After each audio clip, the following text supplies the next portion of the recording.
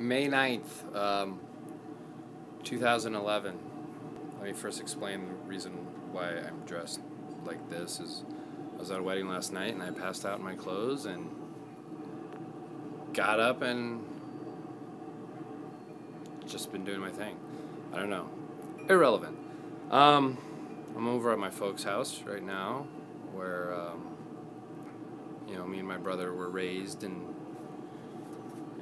had our childhood together. This last couple of weeks have been interesting, to say the least. I've totally been forced to look and glimpse into some deep, dark elements of my own ego, and I'm not really happy with what I've found there. And it's been kind of a roller coaster ride emotionally the last couple of weeks. Dealing with my own personal issues, relationships, whatever that may be, whether it's like work, love, intimate, physical, emotional love, or fellowship love, friends and stuff like that. And I'm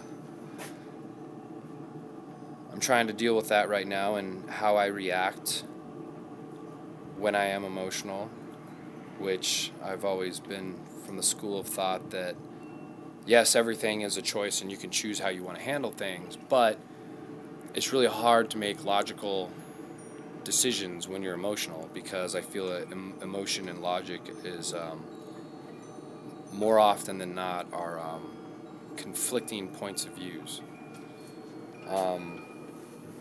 Yeah, you can be emotional and passionate about something, but you also have to be able to put that to the side and then make a logical, mature decision about things. And yeah, everything is just a choice, but it takes a lot to get up to that point where you can make that choice.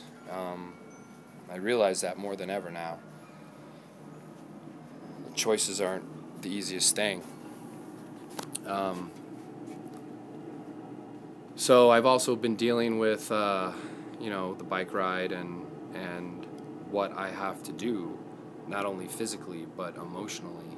And I feel like for the last 10 years I have neglected my responsibility as a son and a brother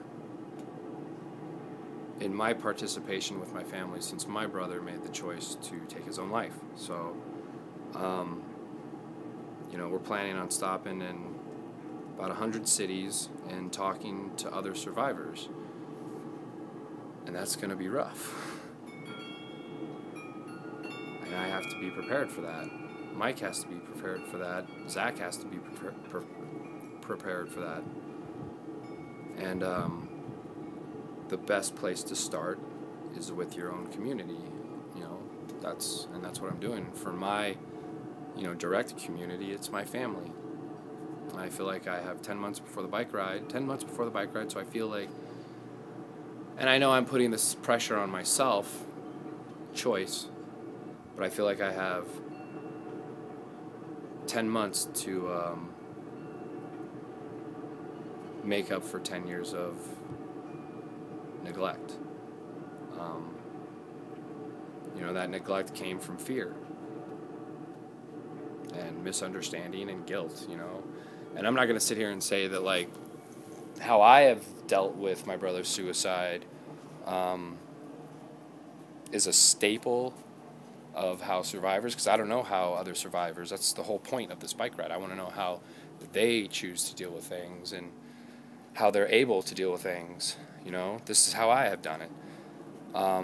And for better or worse, it's got me to where I'm at right now.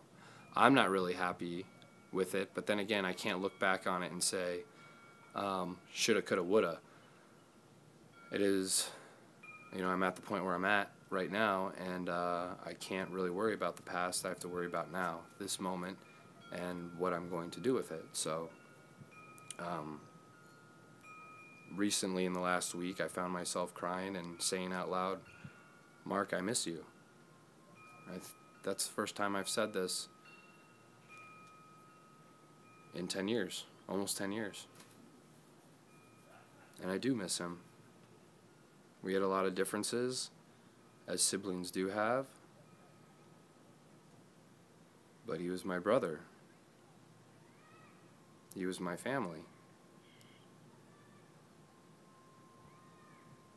And now it's time for me to make a choice on how from this day forward I will honor him.